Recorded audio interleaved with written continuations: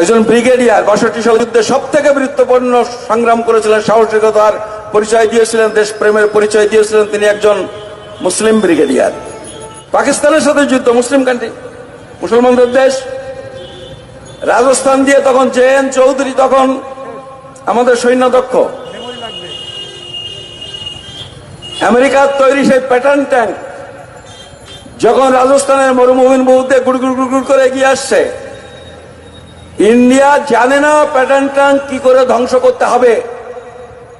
তখন সব সর্ষে ফুল দেখছে চোখে। সেই প্যাটার্ন ট্যাঙ্কের সামনে বুকে মাইন বেঁধে প্রথম যে ঝাঁপিয়ে পড়ে ট্যাঙ্ক ধ্বংস করেছিল তার নামটা সম্ভবত আব্দুল হামিদ, একজন মুসলমান। শুধু ওই একজন নয়, ৬৫ সালের যুদ্ধে এখানকার মুসলমানরা জীবন দিয়েছে, দাঁতে দাঁত চেপে। কোনো হিন্দুর থেকে কম লড়াই করেনি, বরং বেশি করেছে। কারগিল যুদ্ধের সময় কত সৈন্য মারা গেছিল?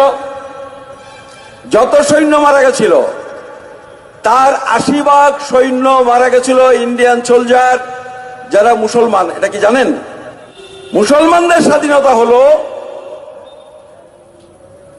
বাংলা ভাগ হলো কবে? ৪৭ সালে বাংলা ভাগ হলো। তো ৪৭ সালে ১৫ই আগস্ট কিন্তু বাংলা ভাগ হয়নি।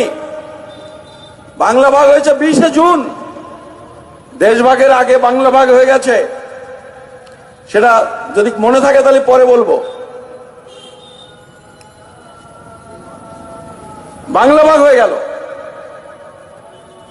বাংলা ভাগ হয়ে যাওয়ার পরেও এত বছর পরে অগ্রগমনটা ধরে রেখেছে তারা, কারণ এই সময় থেকে রাজনৈতিক ক্ষমতা হলো। এবং আমি যেটা বলছিলাম সেটা হচ্ছে মুসলমানদের কি অবস্থা, তাদের যে স্বাধীনতাটা।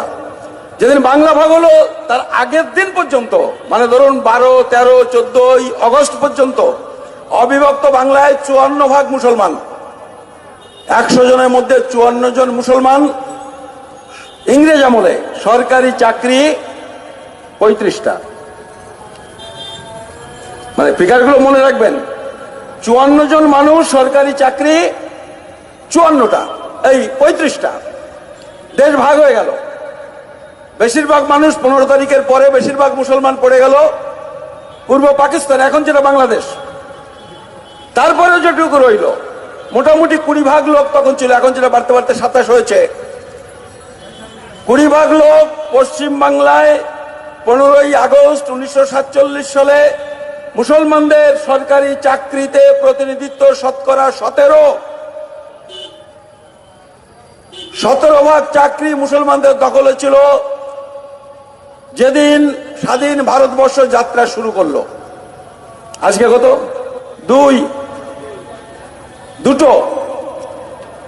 তাহলে স্বাধীনতা কিরকম হলো?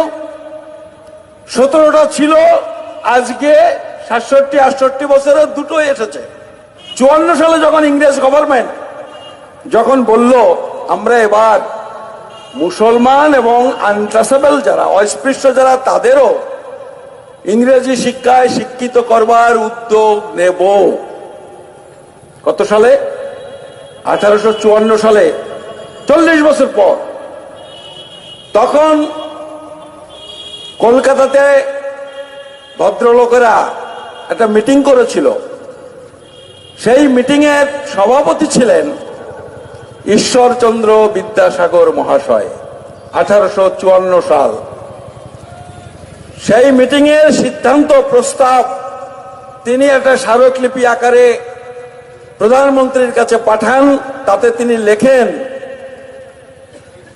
আমাদের মতে ভারতবর্ষে শিক্ষা বিস্তারের একমাত্র পথ হলো শুধুমাত্র উচ্চ বর্ণ হিন্দুদের ইংরেজি শিক্ষায় শিক্ষিত করা।